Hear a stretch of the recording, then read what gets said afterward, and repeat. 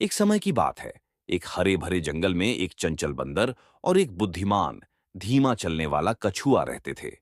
जंगल में ऊंचे ऊंचे पेड़, रंग बिरंगे फूल और कई तरह के जानवर रहते थे। इनमें से बंदर अपनी शरारतों के लिए जाना जाता था, जो हमेशा शाखा से शाखा कूदता रहता था और खुद को मजे में रखने के लिए दूसरों का मजाक उड़ाने में भी पीछे नहीं रहता था। एक दिन बंदर एक पेड़ की शाखा पर बैठा था और नीचे धीमे धीमे चलते कछुए को देख रहा था। कछुआ शांतिपूर्वक चल रहा था। उसे बंदर की कोई चिंता नहीं थी।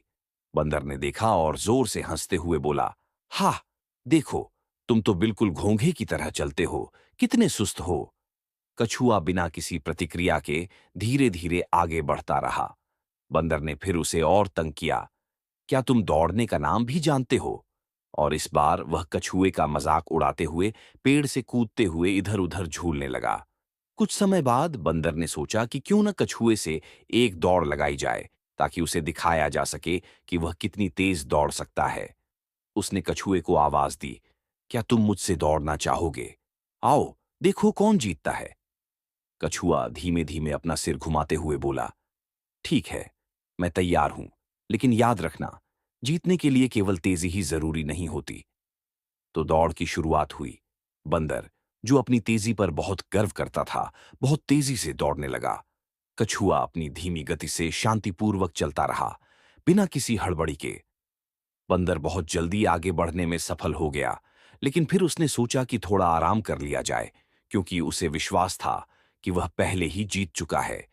वह एक पेड़ के नीचे बैठकर सो गया। इधर कछुआ लगातार अपनी धीमी लेकिन स्थिर गति से दौड़ता रहा। वह थका नहीं, न रुका। समय बीतता गया और जब बंदर जागा तो देखा कि कछुआ पहले ही जीत चुका था। वह अपनी आराम की वजह से हार चुका था, जबकि कछुआ बिना रुके लगातार चलता रहा। बंदर शर्मिंदा होकर कछुए के पास आया और कहा, तुमने सच में जीत लिया। मुझे नहीं लगता था कि तुम इतना तेज दौड़ सकोगे। मैं तुमसे मजाक उड़ा रहा था। ये मेरी गलती थी। कछुआ हंसते हुए बोला, तेजी ही सब कुछ नहीं होती।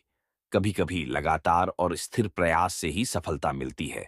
महत्वपूर्ण ये है कि हम कभी हार न माने।